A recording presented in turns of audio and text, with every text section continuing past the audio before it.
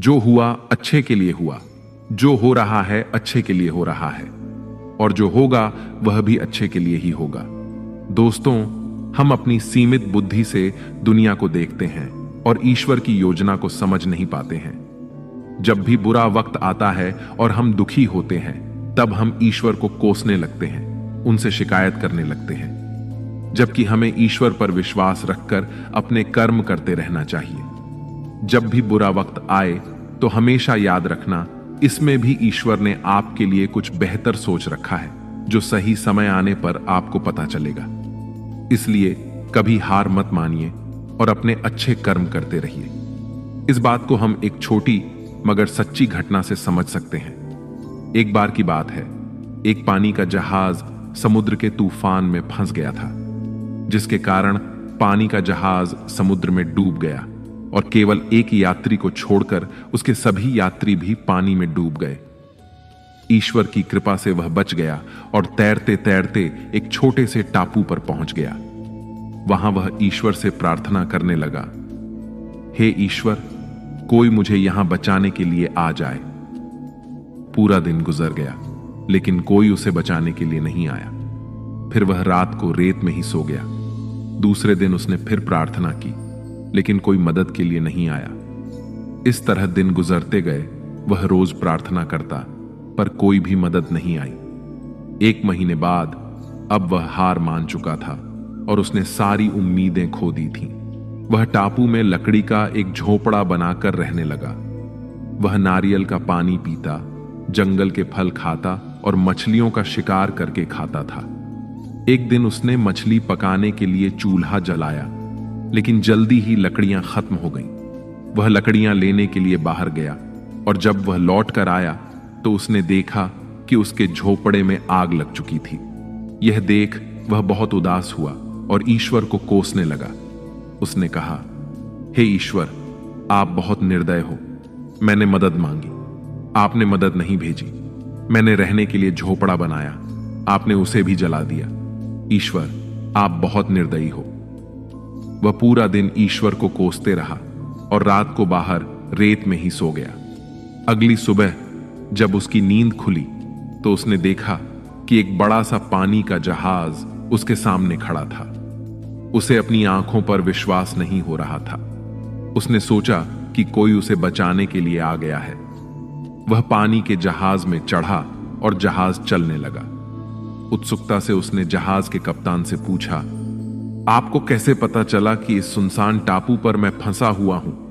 कप्तान ने कहा, कल आपने ही तो फायर सिग्नल भेजा था। यह सुनकर उस आदमी ने कहा, लेकिन मैंने तो कोई फायर सिग्नल नहीं भेजा था। फिर उसे अपने जलते हुए झोपड़े की याद आई और वह समझ गया कि कप्तान ने उसके जलते हुए झोपड़े को फायर सिग्नल समझ लिया था। उसे अब यह एहसास हुआ कि झोपड़े में आग लगना ईश्वर का ही प्लान था, ताकि वह उस टापू से निकल सके। अब वह ईश्वर का धन्यवाद करने लगा। इसीलिए भगवान श्री कृष्ण भगवद गीता में कहते हैं कि मनुष्य को हमेशा ईश्वर पर अटूट विश्वास रखना चाहिए। उसे विपरीत परिस्थितियों में कभी भी अपने मन को विचलित नहीं होने देना चाहिए, क्योंकि भगवान कभी अपने भक्त का बुरा नहीं होने देते।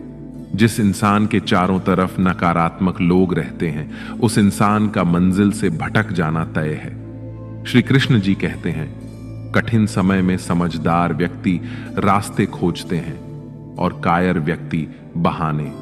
हे कृष्ण, तेरे सिवा कहां मिलता है कोई समझने वाला? जो भी मिलता है बस समझाकर ही चला जाता है। कान्हा कहते हैं, अगर तुम्हें किसी ने दुख दिया है तो बुरा मत मानना, क्योंकि लोग उसी पेड़ पर पत्थर मारते हैं जिस पेड़ पर ज्यादा मीठे फल होते हैं। नमस्कार दोस्तों, स्वागत है आपका हमारे चैनल पर। आपसे अनुरोध है कि आप इस वीडियो को पूरा अंत तक सुनकर इस मधुर वाणी का लाभ उठाएं। वीडियो पसंद आए तो इसे लाइक और शेयर जरूर करें और कमेंट बॉक्स में जय श्री राधे कृष्ण लिखकर परमात्मा को अपना आभार और प्रेम व्यक्त करना ना भूलें। सोच अच्छी रखो, लोग अपने आप अच्छे लगने लगेंगे। नियत अच्छी रखो, काम अपने आप ठीक होने लगेंगे। सुनने वाला सुनकर, देखने वाला देखकर और सहने वाला सहकर जब खामोश हो जाए तो समझ लेना कि उसका मामला अब ईश्वर की अदालत में पहुंच गया है। दुनिया में दो पौधे ऐसे हैं जो कभी नहीं मुरझा सकते, और अगर मुरझा भी गए तो उनका कोई इलाज नहीं।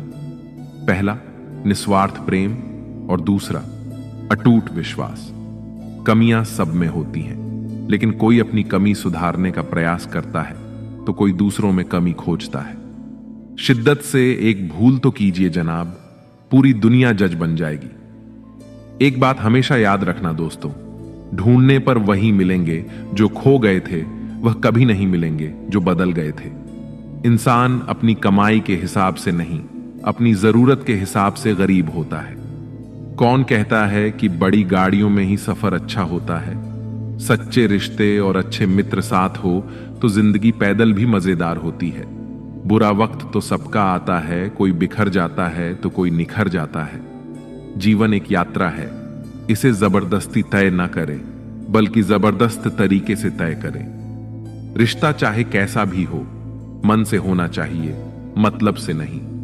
कभी किसी दूसरे के लिए मांग कर देखो, खुद के लिए मांगने की कभी जरूरत नहीं पड़ेगी। इंसान को इंसान की नजर से तोलिए, दो शब्द ही सही मगर प्यार से बोलिए। खुशियों का ताल्लुक दौलत से नहीं, दिल से होता है।